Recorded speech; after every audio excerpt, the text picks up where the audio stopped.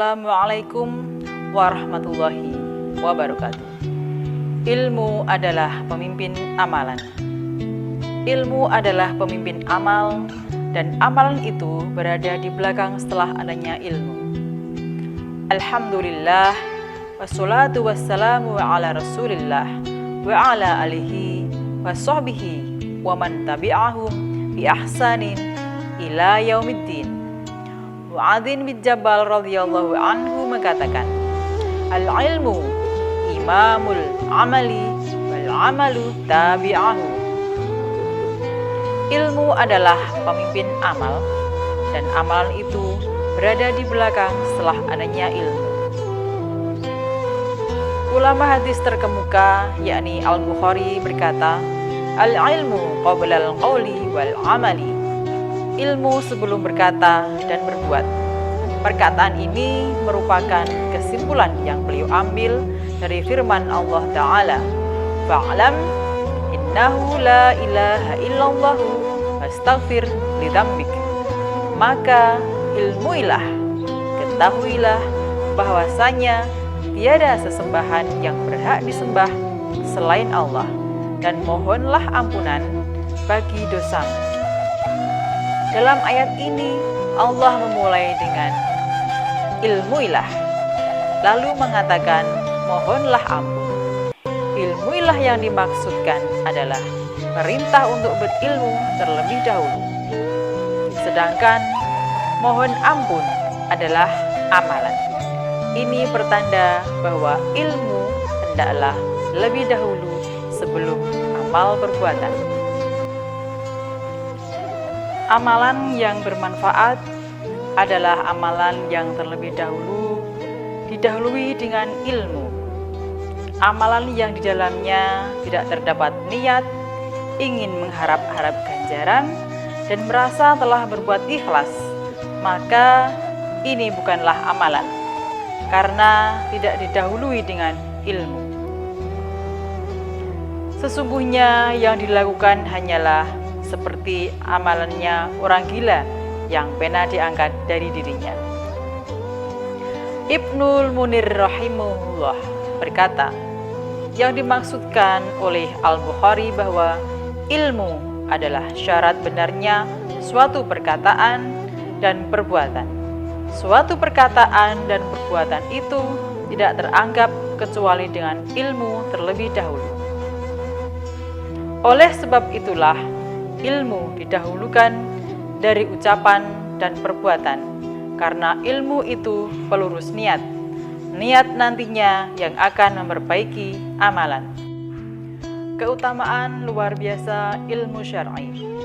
Setelah kita mengetahui hal di atas, hendaklah setiap orang lebih memusatkan perhatiannya untuk berilmu terlebih dahulu daripada beramal. Semoga dengan mengetahui faedah atau keutamaan ilmu syar'i berikut akan membuat kita lebih termotivasi dalam hal ini. Yang pertama adalah Allah akan meninggikan derajat orang yang berilmu di akhirat dan di dunia. Di akhirat, Allah akan meninggikan derajat orang yang berilmu beberapa derajat berbanding lurus dengan amal dan dakwah yang mereka lakukan. Sedangkan di dunia, Allah meninggikan orang yang berilmu dari hamba-hamba yang lain sesuai dengan ilmu dan amalan yang dia lakukan. Sesuai dengan firman Allah, Quran Surat Al-Mujadalah ayat 11, Allah akan meninggikan orang-orang yang beriman di antaramu dan orang-orang yang diberi ilmu pengetahuan beberapa derajat. Yang kedua adalah seorang yang berilmu adalah cahaya yang banyak dimanfaatkan manusia untuk urusan agama dan dunia mereka. Satu hadis yang sangat terkenal bagi kita, kisah seorang laki-laki dari Bani Israel yang membunuh 99 nyawa. Kemudian dia ingin bertaubat dan dia bertanya, siapakah di antara penduduk bumi yang paling berilmu? Maka tunjukkan kepadanya seorang ahli ibadah. Kemudian dia berkata kepada si ahli ibadah, apakah ada taubat untuknya? Ahli ibadah menganggap bahwa dosanya sudah sangat besar, sehingga dia mengatakan, bahwa tidak ada pintu taubat bagi pembunuh 99 nyawa. Maka bunuhlah ahli ibadah sehingga genap 100 orang yang telah dibunuh oleh laki-laki dari Bani Israel tersebut. Akhirnya dia masih ingin bertaubat lagi. Kemudian dia bertanya, siapakah orang yang paling berilmu? Lalu ditunjukkan kepada seorang ulama. Dia bertanya kepada ulama tersebut, apakah masih ada pintu taubat untukku?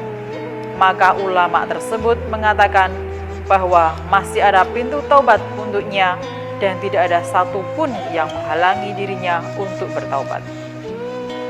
Kemudian ulama tersebut menunjukkan kepadanya agar berpindah ke sebuah negeri yang penduduknya merupakan orang soleh, karena kampungnya merupakan kampung yang dia tinggal sekarang adalah kampung yang penuh kerusakan. Dia pun meninggalkan kampung halamannya. Di tengah jalan sebelum sampai ke negeri yang dituju, dia sudah dijemput kematian.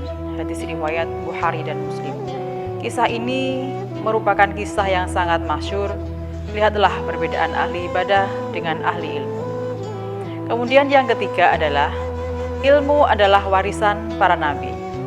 Nabi Shallallahu Alaihi Wasallam bersabda, sesungguhnya para nabi tidak mewariskan dinar dan dirham. Mereka hanyalah mewariskan ilmu. Barang siapa yang mengambilnya, maka dia telah memperoleh keberuntungan yang banyak. Kemudian yang keempat adalah orang yang berilmu yang akan mendapatkan seluruh kebaikan.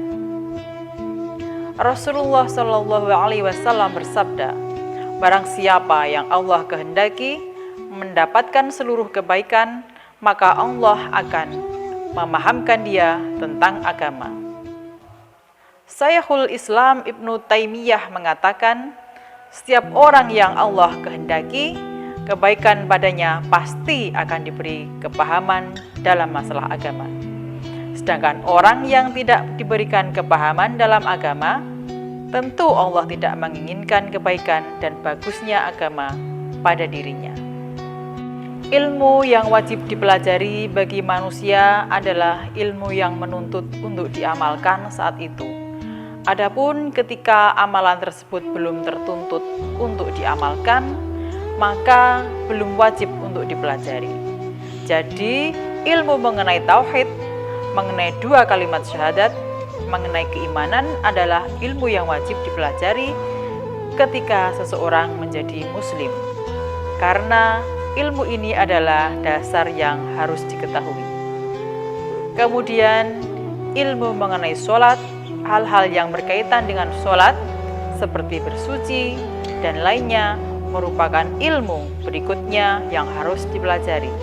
Kemudian, ilmu tentang hal-hal yang halal dan haram, ilmu tentang muamalah, dan seterusnya. Contohnya, seseorang yang saat ini belum mampu berhaji, maka ilmu tentang haji belum wajib ia pelajari saat ini. Akan tetapi, ketika ia telah mampu berhaji, ia wajib mengetahui ilmu tentang haji dan segala sesuatu yang berkaitan dengan haji. Adapun ilmu tentang tauhid, tentang keimanan adalah hal yang pertama yang harus dipelajari. Setiap amalan karena ia lakukan tentunya berkaitan dengan niat. Kalau niatnya dalam melakukan ibadah karena Allah, maka itulah amalan yang benar. Adapun kalau niatnya karena selain Allah, maka itu adalah amalan syirik. Ini semua jika dilatar belakangi dengan akidah dan tauhid yang benar. Marilah kita awali setiap keyakinan dan amalan dengan ilmu agar luruslah niat kita dan tidak terjerumus dalam ibadah yang tidak ada tuntunan alias bid'ah. Ingatlah bahwa suatu amalan yang dibangun tanpa dasar ilmu malah akan mendatangkan kerusakan dan bukan kebaikan. Demikianlah kajian kultum mengenai ilmu adalah pemimpin amalan. Wassalamualaikum warahmatullahi wabarakatuh.